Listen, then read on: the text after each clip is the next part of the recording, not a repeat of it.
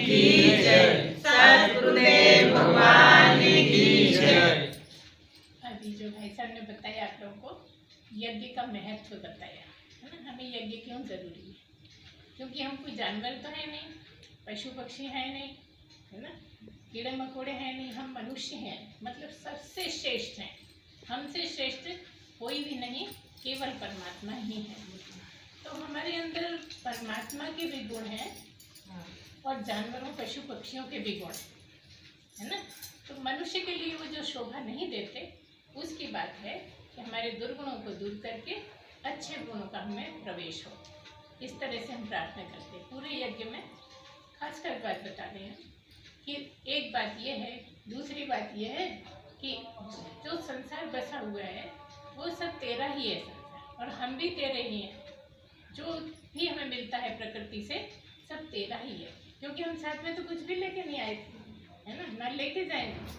तो जो तूने हमें दिया है, कोई भी मरने के बाद नहीं छोड़ता था। कितना ही लगाव हो, कोशिश करें कि हम किसी को नहीं देंगे, बचाते रहें, छुपाते रहें, लेकिन जाते हैं जब कुछ भी नहीं ले जाते। और हमारे से पहले भी कोई ना कोई उसका उपयोग कर रहे थे, और जाने के बाद भी उपयोग करेंगे। तो यहाँ कहा है कि ये जो बीच का समय है ना, इसमें भी सब मिल बांट के रहो, प्रेम से रहो, अच्छे से रहो, हिल मिल के रहो। ये उद्देश्य है आपका हवन करने का। ये सिखाता है हमें इकट्ठे एकत्रित होकर क्यों हवन करते हैं, इसीलिए करते हैं। यही गुण हमें समझाए कि हम किसी से द्वेष नहीं करें, किसी से चिढ़े नहीं, किसी का बुरा नहीं सोचें। पूरे हवन में लगातार इस तरह की प्रार्थना की गई है कि हमें अच्छे अच्छे गुणों का हम में प्रवेश हो, और जो बुरे गुण हैं वो आप हर लीजिए। हम तो नहीं बन रहा, हम तो बहुत चाहते हैं कि हमारे गुण न रहें, लेकिन हमसे तो बन नहीं पा रहा, हमारा बस का नहीं। इसलिए आप हमारा सहायता करें, आप हमारे गुणों को हटाने के लिए मदद करें, और आप जो चाहते हो वो होता है। हमें पता है कि आपके चाहने से सब होता है, हमारे चाहने से इतना नहीं होता। तो हमारी चाहत तो बहुत है कि हम अच्छे गुणों को धारण करें, लेकिन हमसे हो नहीं पा रहा। तो आप हे भगवान, आप हमारी मदद करिए, हमें अच्छे गुणों का। फिर इसको बार बार ध्यान में रखना है। बार बार हवन क्यों करते हैं? इतने हमारे यहाँ त्योहार होते हैं लगातार, कभी होली है, कभी दिवाली है, कभी संक्रांति है, कभी अष्टमी है ना, कभी 11 है, कभी प्रदोष है, कभी पूर्णिमा है, कभी अमावस्या। लगातार क्यों चलते रहते हैं? ऐसा नहीं कि हवन करके छोड़ दिया। अब इसको जब जब आपका ये दिन आते हैं, कोशिश तो रहे कि लगातार चले, लेकिन कम से कम ये जो शुरू करने या पूजा के जो भी दिन होते हैं, उस दिन हम इन बातों को फिर से दोहराएं, हमारे अंदर वो गुण आ जाए, हम अच्छे मनुष्य बने, है ना। कोशिश भी करनी है सबको, द्वेष नहीं रहे, मोह ज़्यादा नहीं रहे। देखो थोड़ा ना मोह तो सभी गृहस्थों को चाहिए, है ना, लेकिन उसमें ऐसा ना हो जाए कि हम बिल्कुल कर ही नहीं पा रहे, हम छोड़ ही नहीं पा रहे कोई चीज़। क्यों ना आदत डालनी है? ये आदत क्यों डालनी है?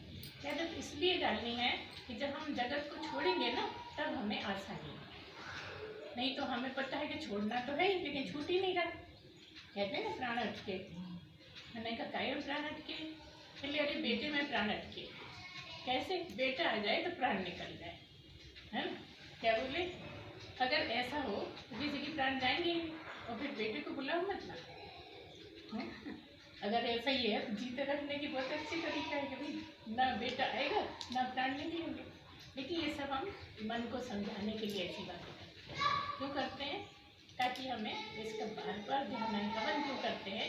बार बार हम भगवान से प्रार्थना करते हैं कि जो हमारे गलत आदतें हैं, गलत लोग हैं, मन है, बहुत ज़्यादा लगाव है, आसक्ति है, ये सब चीज़ें हमारी कम होते होते एक दिन में तो नहीं होती हैं। धीरे धीरे जब हम प्रयत्न करके हमारी चाहत बहुत तेज़ हो जाएगी, तब वो धीरे धीरे भगवान उसका हरण कर लेंगे। यहाँ जो दे दिया भगवान हरण कर लेंगे, इसलिए कि भगवान पे विश्वास लगातार बढ़ता जाए।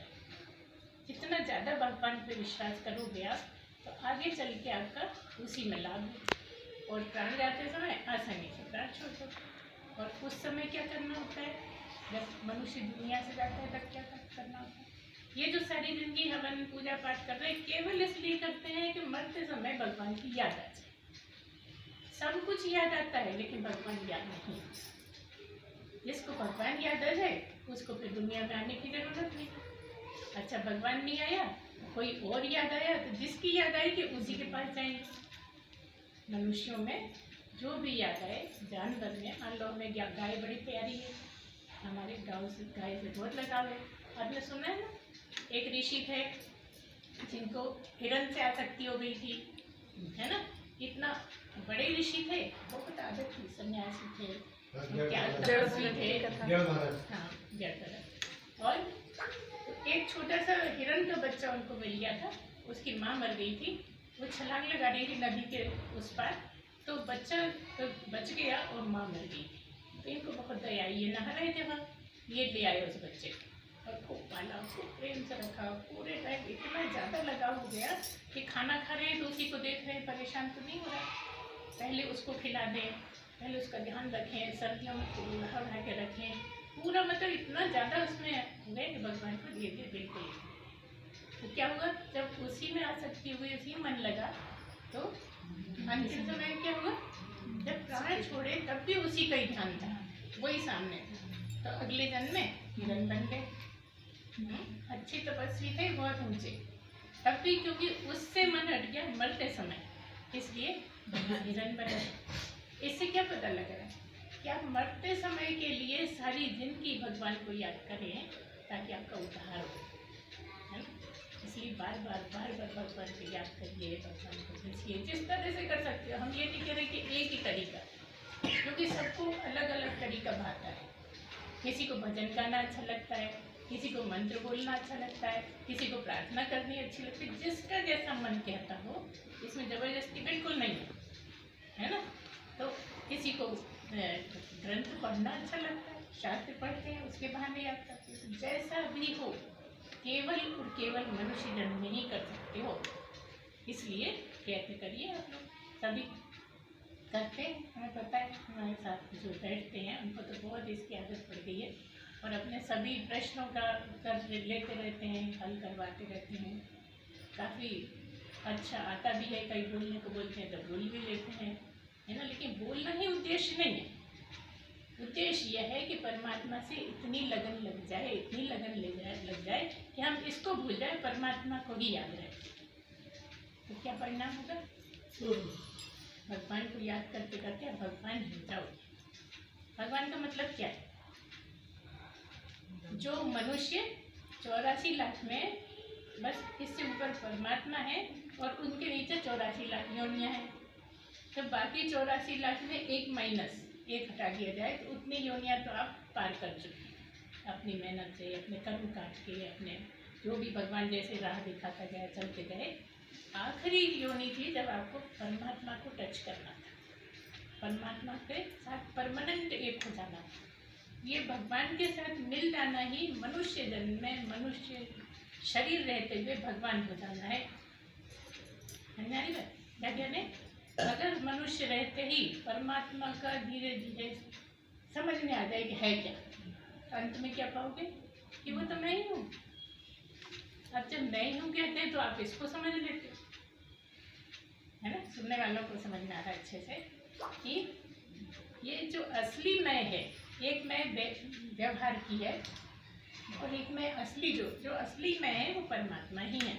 आप कहते हो ना कई बार अंदर से भी कोई हमें बोलता है, अंदर से रोकता है, गलत काम होता है तो वो हमें अधिकार भी करता है सही रास्ते पे चलाना, हम उसकी मानते नहीं, उसकी अवहेलना कर लेते हैं और अपनी मर्जी करते रहते हैं। वो जो अंदर जो आपका असली मन है वही परमात्मा के रूप में बैठा है, अगर उसकी मानो तो आप एक दिन ऐसे डाउट वही श्रेष्ठ हो जाएगी, वही मुख्य हो जाएगी और ये व्यवहार के लिए रहते हैं। अभी व्यवहार भी इसी से होता है, इसी को मान के हम तुम करते हैं, इसी को मान के अपमान सह जाते हैं, सह तो नहीं पाते, अपमान लगता रहता है, लड़ाइयाँ कर लेते हैं, है ना। और अगर आप महत्व दें परमात्मा को और शरीर को ज़्यादा महत्व नहीं दें, आपको शरीर को महत्व कैसे नहीं दें, शरीर को महत्व दीजिए लेकिन उतना दीजिए जितना आवश्यक है। बाकी यहाँ आके 84 लाख योनियाँ पार कर चुके हो, अब केवल भगवान में प्रवेश करना है। तो जो भगवान 1 सेकंड लगता है, अगर होना हो आधे सेकंड में भी हो सकता है, तो वो आपको समझ में नहीं आएगा, वो गुरु ही समझ सकता है। ऐसे में अगर भगवान में प्रवेश हो जाए तो आप सशरीर आप भी भगवान, अब 84 लाख में लौटने ही नहीं। तो यही यहाँ पर मुख्य है। सच्चिदानंद भगवान की बात करते हैं तो सच्चित आनंद तू ही है, ये बताते हैं भाई। कहीं बाहर ढूंढने की जरूरत नहीं है, वैष्णव देवी जाना जरूरी नहीं है, हो आओ घूम फिर आओ सब कर, लेकिन वो जो सच्चिदानंद है वो तू ही है। तेरा असली स्वरूप जो है वो परमात्मा का ही, परमात्मा ही है। अगर तू परमात्मा में रमता है एक दिन भगवान में जाएगा, बस फिर कुछ करना ही नहीं है। यही उद्देश्य हमारे जीवन का उद्देश्य ही यही है। तो जिसको ये बार बार ध्यान आएगा उसको धीरे धीरे भगवान से प्रेम बढ़ता जाएगा, प्रेम बढ़ेगा तो आप उसमें लय हो जाओ, है ना। इस तरह से आज इतना ही नहीं है तो भी मनु भाई को सब बोलना है तो वो बोले पहले बोल तो अच्छा। हाँ, आया से हमारा ऐसा लगा कि हम